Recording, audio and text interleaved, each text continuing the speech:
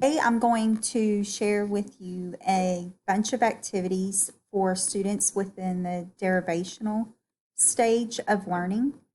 I got this activity from Teacher Pay Teachers. There are so many different things within this packet. Students can write the word and definitions. They also have a word scramble or word search.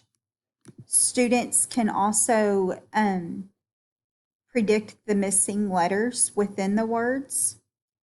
And it seems to come with a bunch of different types of words.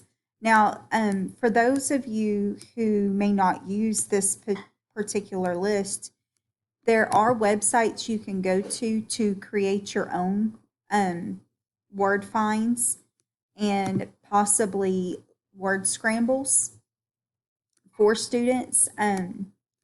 But within this stage, they're pretty familiar with lots of words. They're kind of learning how to spell words based on previous words that they already know.